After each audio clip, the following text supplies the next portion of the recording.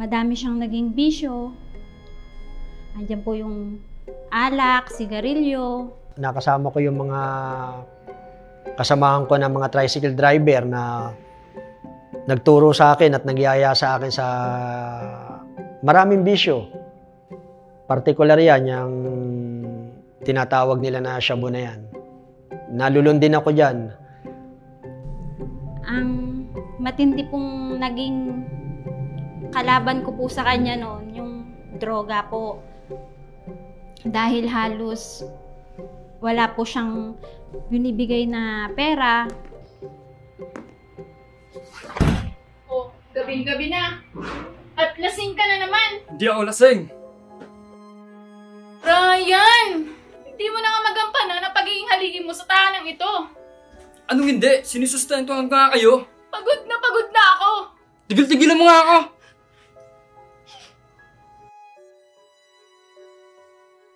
Diyos ko, parang awa niya na. Sana magbago na po siya.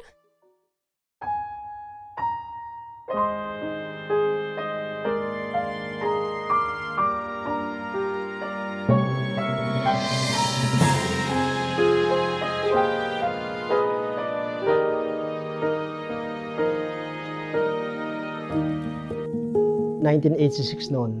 Dating Katoliko po ang aking lolo't lola. Nag-born again po sila noon. Sinama po nila ako noon. Naging isa po ko sa youth ministry nga po nila na tinatawag pagka ikaw po ay isang born again.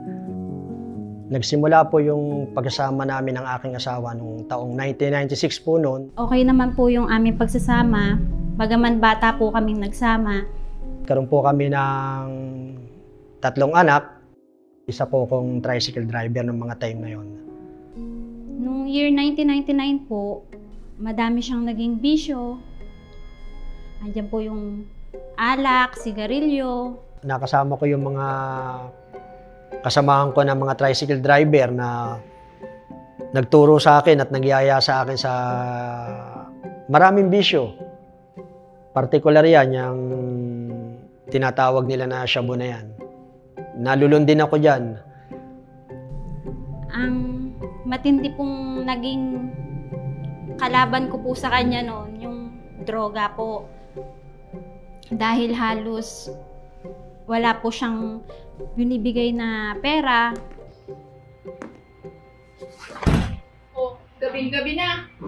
At lasing ka na naman. Hindi ako lasing. Ryan! Hindi mo na nga magampanan ang pagiging haligi mo sa tahanang ito.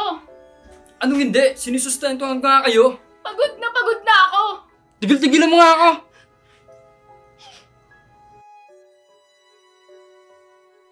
Diyos ko, parang awa niya na.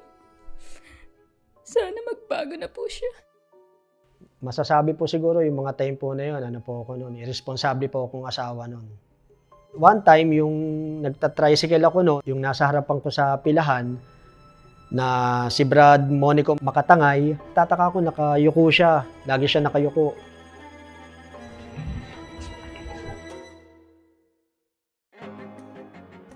Oh, Nick, Bible yun ah. Ay, oo. Miyembro ako ng dating daan. Ah, yung dating daan kay Brad Ellie na Raise the Roof ba yun? Kasi, di ko talaga nakitang mangaral talaga si Brother Eli nung time na yun eh. Hanggang iyaya niya nga ako noon, doon ko lang sa doktrina, nakita si Brad Eli noon.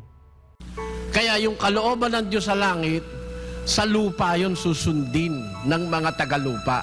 Kaya sinasabi ko sa inyo, hindi po nakahiwalay ang langit sa lupa. Sa taong kumikilala sa Diyos at ibig maglingkod sa Diyos, may kaloobang galing sa langit na susundin niya sa lupa. Gustong-gusto ko na magbago noon, yung mga panahon na yun, kasi pinilit kong magbago sa sarili ko. 1 linggo, 2 linggo, pinakamatagal na yung 3 linggo. Pagkatapos ng 3 linggo, balik na naman ako sa bisyo noon. Awa tulong naman po ng Diyos, nung year 2000 po, may nakita po akong malaking pagbabago sa kanya. Nakita ko siya noon. Madaling araw, dun sa baba po ng aming bahay, sinilip ko po siya kung anong ginagawa niya. Nakita ko po siya, si Brad Ryan, na nagbabasa ng Biblia. Ginausap ko po yung sarili ko. Aba, naluloko na ata tong asawa ko. Nagbabasa ng Bible. Ano kayang nakain ito? Halos araw-araw ko na po siyang nakikitang nagbabasa ng Bible kada madaling araw. Pagka po siya maglalabas ng tricycle, lagi na po siyang may binibigay sa aking panggastos namin. Kaya sabi ko, parang nagbabago yung mister ko ngayon. Salamat sa Diyos, nag-take ako ng doktrina noon. Awat tulong din po ng Diyos. Naanib din po ako noon. Niyaya ko ang asawa ko po na umanib din po siya noon. Yung una nga po, ayaw niya. Ma, opening ulit ang doktrina sa amin. Sama ka naman. Ay pa, huwag mo muna ako isama dyan. Hindi ko kayang pananamit dyan. Hindi naman ako nagpapalda.